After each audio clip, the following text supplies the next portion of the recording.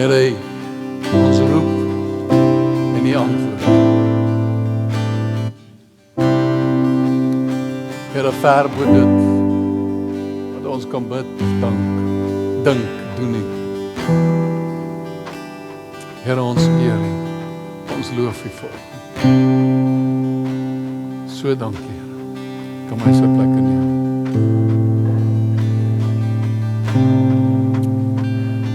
So dankie. En net daar waar jy sit, net vir so 'n oombliekie. En net vir hom sê dankie. Soveel keer dan eintlik dink ons net aan 'n ding. Dan kom die Here en dan kom doen hy. Eintlik ver meer as wat ons verwag het. Voordat ons kom vra, dan kom doen hy. Dankie, Here. Dankie.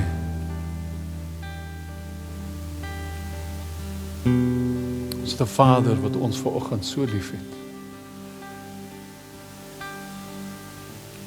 So onbeskryflik is. Dankie, Here. Ons prys U. Dankie, Here. En waar jy sit, wees net bewus van sy teenwoordigheid hier vanoggend. Wees dan bewus van sy teenwoordigheid, van sy Gees wat in jou woon. En help ons, Heilige Gees, bewus te wees. So dankie.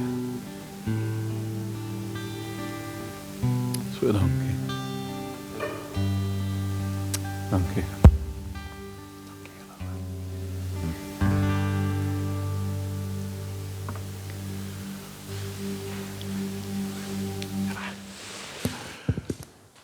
Ons het vanoggend 2 getuienisse wat ons gaan hoor. En weet wat, ek wil jou regtig aanmoedig. Die Here sê in die woord, hy sê, roep my aan in die dag van jou benoudheid. En dan sê hy, en ek sal jou kom uitred. Hy sal ons kom help. Hy sê, maar dan moet ons vir hom ook die lof kom gee. Nou, mag kom hier voor staan en te praat nie. Hulle sê, die grootste vrees wat mense het, is die vrees om voor mense te praat. Nou moet julle weet, ek pak elke Sondag stres uit.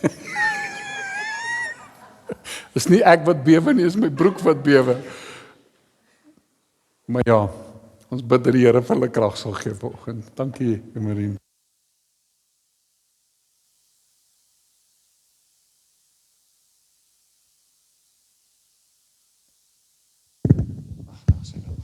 Daar sê, dankie Lourens. Ek het gevoel, ek moet vanoggend net die getuienis met julle deel, omdat dit dalk vir iemand of vir meer as iemand iets kan beteken. Net om vir julle agtergrond te gee. Ek het met klavierlesse begin toe ek 9 jaar oud was. Op Bonnievale, daai 'n dorp wat nou so deur die verskriklike vloed getuister is by Bonnievale Robertson area. En ek het vir 4 jaar les gehad by 'n tannie wat verskriklik kwaai was. Sy was moeilik geweest, maar toe gelukkig toe tree sy af en toe kom haar 'n nuwe tannie in haar plek en toe voel dit vir my asof die hemel neerdaal, want die tannie was so lief vir musiek en sy het daai passie oorgedra en ek het dit net so verskriklik geniet, ek het so uitgesien na my lesse. Sy het my geïnspireer om later musiek as vak te vat die volgende jaar en geïnspireer om musiek te gaan studeer en volgende jaar is dit 40 jaar gelede wat ek matriek geskryf het by haar en nog altyd het ons 'n baie goeie verhouding gehad. As ek op Bonnievale kom, ek gaan kuier ek by Tannie Desiree.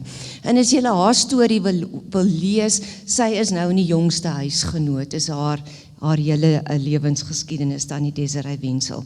Sy is nou 81 en sy gee nog steeds musieklesse en nou laas Saterdag het sy haar 60 jaar in die musiekonderwys konsert gehou. So 2 jaar gelede toe vra sy my om te kom speel by die konsert en ek sê baie braaf, ja, ek sal kom speel. Maar 2 jaar gaan net so vinnig verby, né? En toe laas Desember toe ek by haar is, toe sê sy vir my, en weet jy wie kom speel? Ek sê nee, wie? En sy sê Benny van Eden kom speel. Ek tog, vrek. Benny van Eden is 'n baie bekende konsertpianis. En hy was een van my dosente gewees. Ek sê, ek gaan nie speel as Benny van Eden speel nie. Dit is net verskriklik intimiderend. En so begin ek nou ook maar te worstel met die idee, want ek voel, ek het vir haar gesê, ek gaan speel, en nou sê ek, nee, ek gaan nie speel nie, dit voel net nie vir my reg nie, en ek sê ook vir Laurens daarvan, en ek sê, hoorie broer, bid asseblief, en so, ek moet nou weet wat om te doen, en hy sê vir my, gaan, bemoedig my, gee vir my woord, en begin Februarie toe, bel iemand my Bonneval uit, en die persoon sê vir my, hoorie, ek betaal jou vliegtuigkaartjie as jy kom, en ek dog, goed, ek gaan nie bangbroek wees nie, ek gaan dit nou doen. Maar ek bly nog steeds baie bang. En so begin die Here vir my ook skrif te gee en te sê, gaan, ek sal vir jou die genade gee. En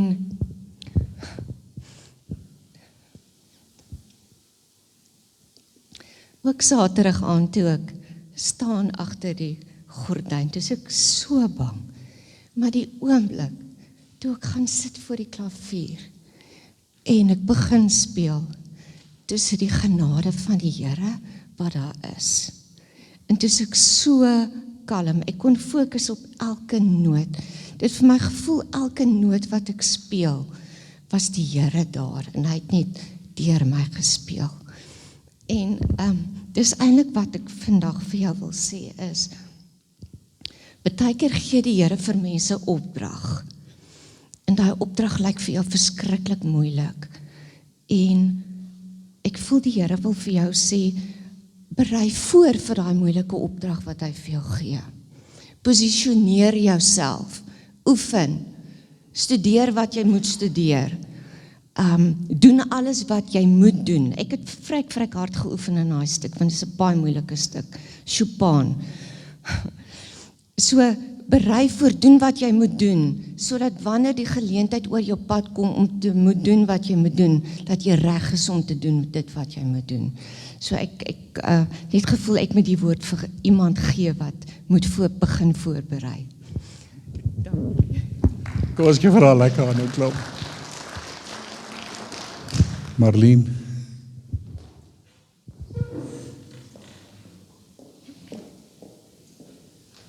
Ekskuus, maar hy moet saamkom vir morele ondersteuning. Kom vashou.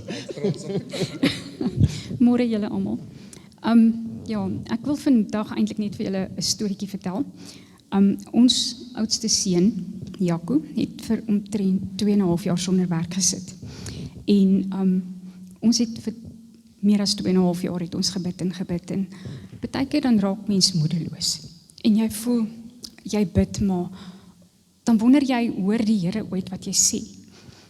En dan dink jy maar, ek sal maar aanhou bid. En weet julle, op die regte tyd doen die Here wat hy moet doen. En ek wil net vir julle sê, as mens moedeloos raak en mens begin voel, ag ek wil nie meer bid nie, moenie ophou nie. Want die Here is so getrou. En op die regte tyd, op sy tyd, laat hy die regte dinge gebeur. So, omtrent 'n maand gelede, die Woensdag, bel Jaco my. En hy klink sommer anders. Hallo mama, hi mama, raai wat? Ek sê, wat my kind? Hy sê, ek het werk gekry. Ek sê, waar? Nee, ek het vir 'n oomie gaan help met sy rekenaars, en hy het vir my gevra, seun, wat doen jy nou? En ek vir hom sê, nee oom, ek het nie werk nie. Toe sê hy, maar waarvan leef jy? Toe sê hy, ag, ek doen maar sulke los jobbies. Hy sê, die man vra vir my nou,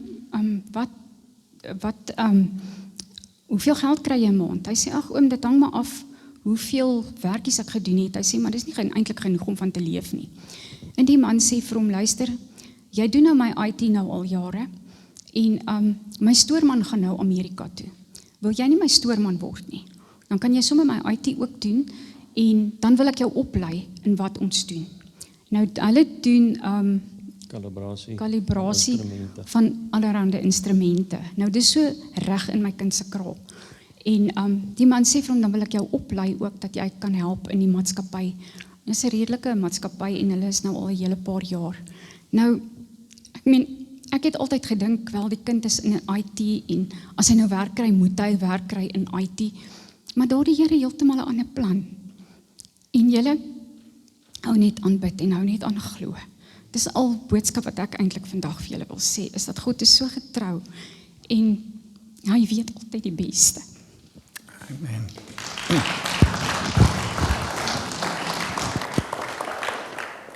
Terwyl die vloer oop is daar nog iemand wat dalk 'n getuienis wil deel? Daar is hy oom Fanie.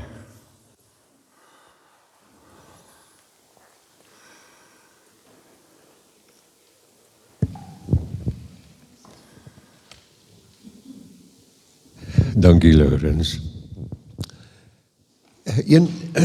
Een van die opdragte, ek wil amper sê een van die voorregte in die woord is om dankbaar te wees.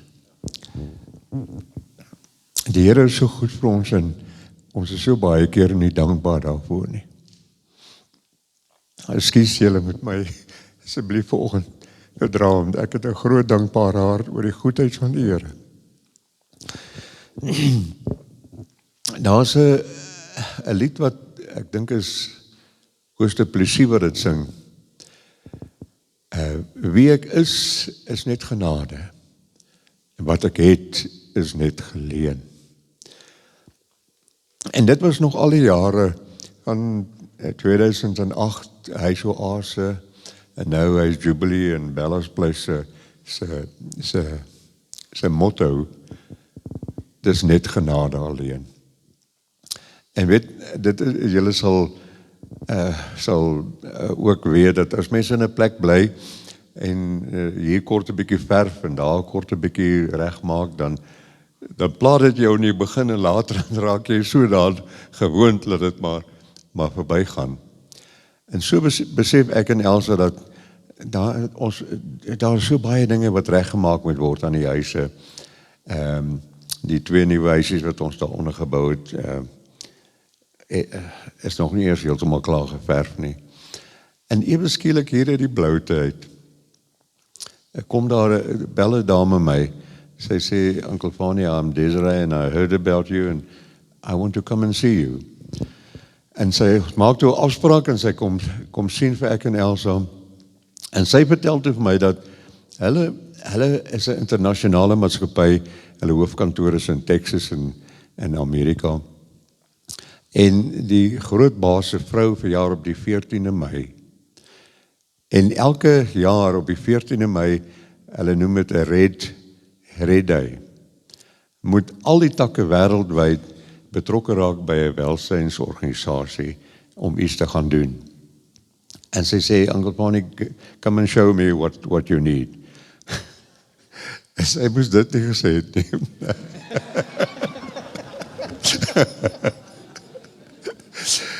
En ek wys vooral waar hier moet reggemaak word, daar die badkamer, sy plafon begin te mif en ek wys vooral alles tot die ou huisies wat geverf moet word. En sy vra vir my later aan Uncle Fanie, what about this shed? Ek sê ja, dit moet ook geverf word. En sy reël toe, sy sê vir my, wat 'n kleur wil jy hê? En ons sê nogal wat 'n kleure moet geverf word en alles. En donderdag die 14de Mei slaan hulle daar uit 35 mense. Vrouens, mans, hulle met kwaste en dromme verf en 'n so groot pak wors en buns en koeldrink en persente. En hulle spring daar weg. En ek dink myself, julle gaan nie vandag klaar kry nie.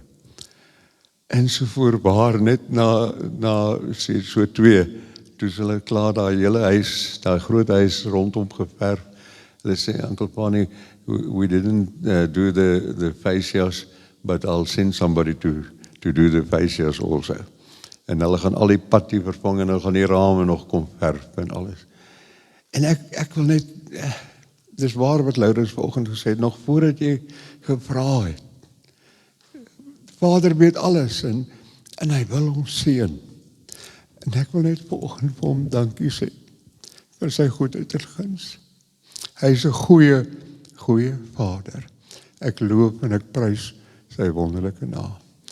En Desiree het vir my so 'n stukkie video gestuur van wat alles gebeur het deur die hele dag.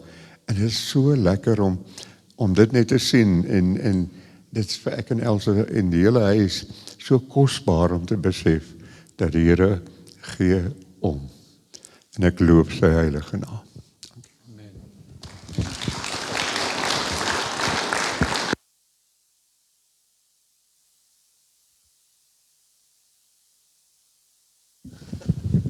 Ek bid dat die getuienisse meer tot jou hart sal spreek vanoggend. Môre almal. Hier is dit aan die ene.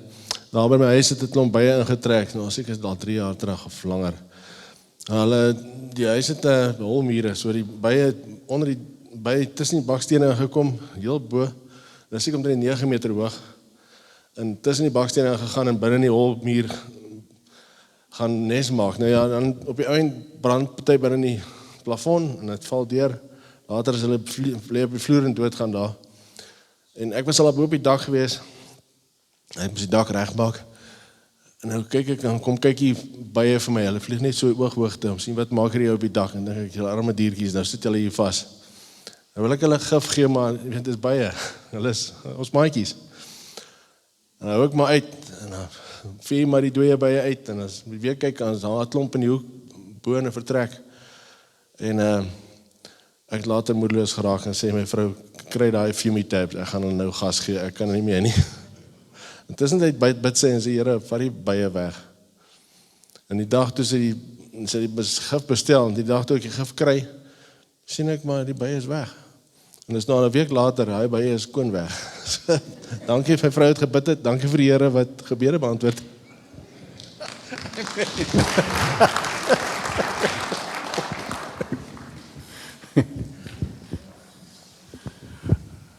Waar sien ek? Ag, Adrie, kom.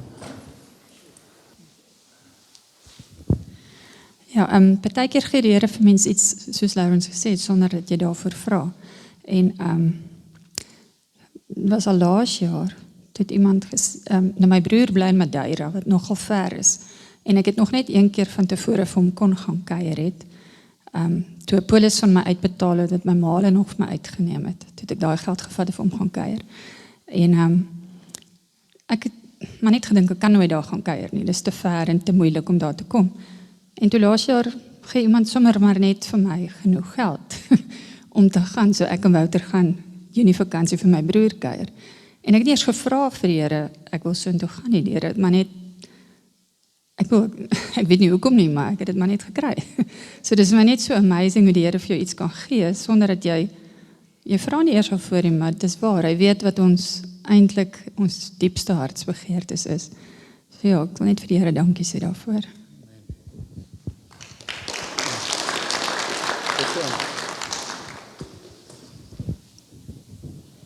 Ek het nie 'n preek gehad en my gebed se antwoord was, Here, stuur.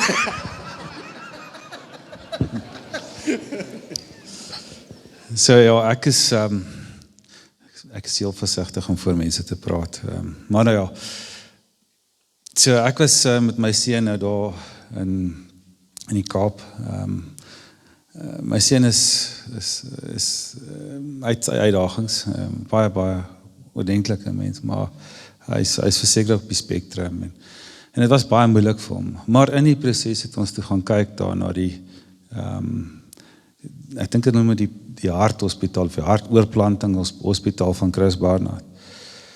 En ek moet vir julle sê, dit was fenomenaal. Ek wou nie praat nie, maar toe Laurens nou praat van die hart, het ook geklat ek die storie toch kom vertel, en ek het volgende vir Jacqueline ook dit vertel, is dat die eerste operasie was in Desember in 1967 gewees, wat toe nou die eerste suksesvolle hartoorplantingsoperasie was, waar die persoon na die tyd nog geleef het.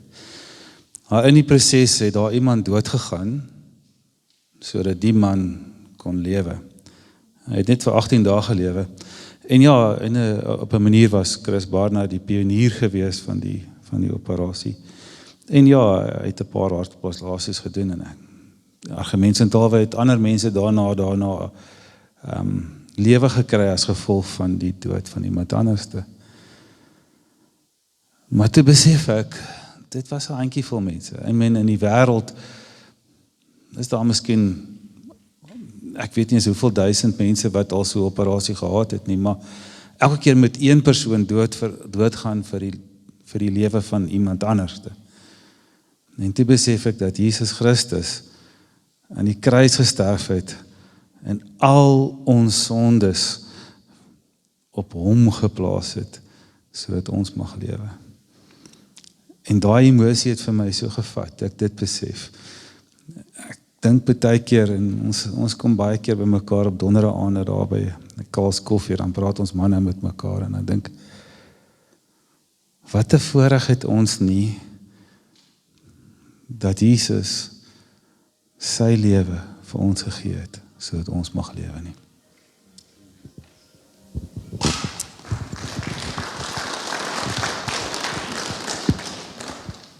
Nog 'n laaste iemand?